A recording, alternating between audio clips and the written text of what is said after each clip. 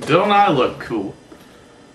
I got the sunglasses on, so I'm going to use that as kind of a sign that this is a wrestling video. And that I'm going to rant and rave about things that may bore you. So even though I have absolutely no audience, I'm warning anyone that is not a professional wrestling fan, you may want to tune out because this may bore you. Okay. Alright. We got the NWA World Heavyweight Title Tournament. Now this tournament is very important, as you say in your video, because they have just branched off from TNA, total non-stop action, and that belt and that likeness has been on that show for a long time, so they want to redefine themselves from anything that's like that remotely, because if they get anything that's like it, it's going to seem like the belt was demoted, where if they get something that's different, they can spin it like they're taking it away, just like the show says, they're reclaiming the glory. Here is what I'm going to do, because wrestling people always say, like actual wrestlers and actually make their living off of it, say, well, you wrestling fans on the internet, why don't you tell us what you would do instead of just criticizing? Here's what I would do.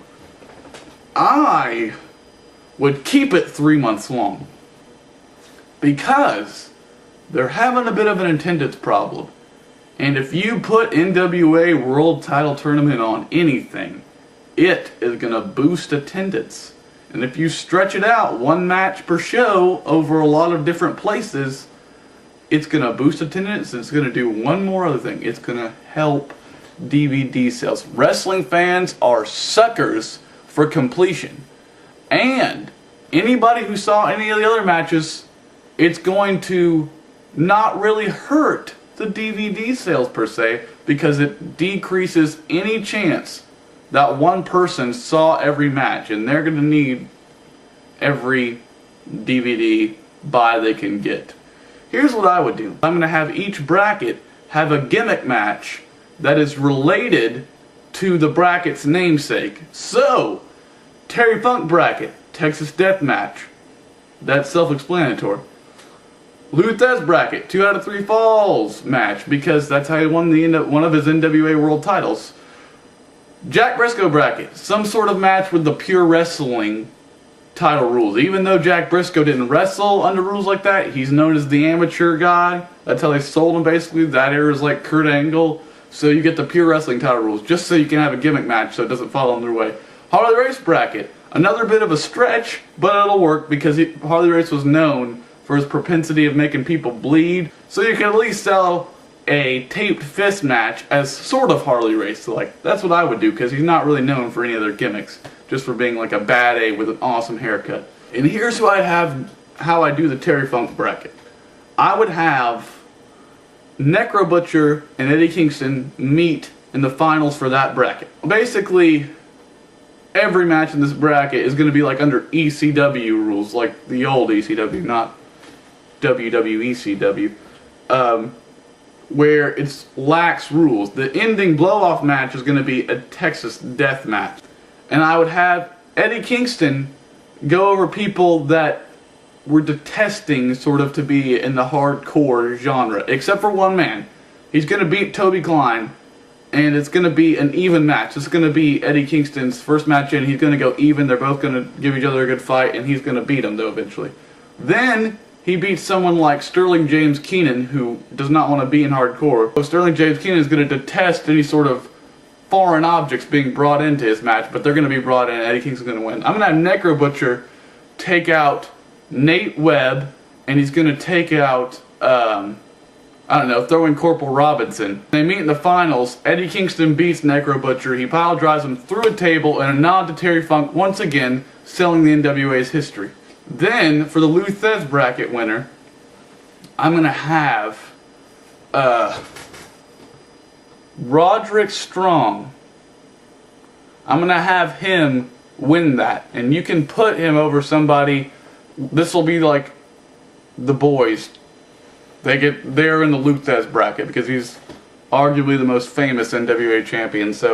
But Roderick ends up pulling it out. Harley Race bracket, Adam Pearce is going to be going against, because I like him against people like that completely make him get flustered, like Delirious. I'm going to put him against one of those guys, and he's going to beat them. And then I'm going to put Bryan Danielson in the Jack Briscoe thing, and he's going to take out Davey Richards in the final.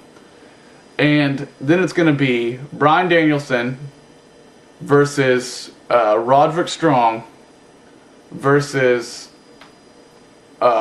wait, I messed that up. Give me a second. I'm going to edit this out anyway. It's going to be Bryan Danielson versus Adam Pearce, and it's going to be Eddie Kingston versus Roderick Strong. But see, there's going to be a bit of controversy. Chris Hero is going to take out Roderick Strong before the match, because he's going to claim that, why wasn't I invited in this? I've beaten Eddie Kingston millions of times. Why can I not be in this tournament? So he injures Roderick Strong, and the NWA, they're going to have some babyface commissioner come out, and they're going to tell him, you can't just do this. So they put him in a match with all three of the other bracket winners. It's a battle royal. And somehow, by hook or crook, Chris Hero ends up tossing, not just winning, tossing each one of them out. They're going to be in different scenarios with each other, and he sneaks up and tosses them out until he's left in the ring with Eddie Kingston, and he tosses him out just by his sheer hero-ness. He's that great. Then you're going to have Chris Hero versus Eddie Kingston, because the babyface bookers decided, since you got tossed out by him, that's how he won the Battle Royal, he's going to face you. But Eddie Kingston beats Chris Hero.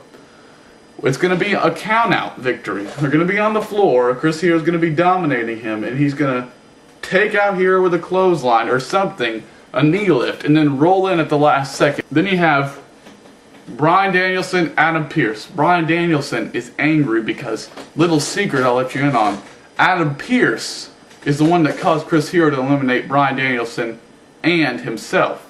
Because Adam Pearce was in a little bit of a contest of, I'm better than you. Chris Hero just kind of snuck up and tossed him out. So Bryan Danielson destroys Adam Pearce in like a minute. He makes him tap out. We have Eddie Kingston versus Bryan Danielson in the finals of this tournament. Then, the match is not going how you think, because Danielson's been making claims that Eddie Kingston cannot beat him. He's not in his league.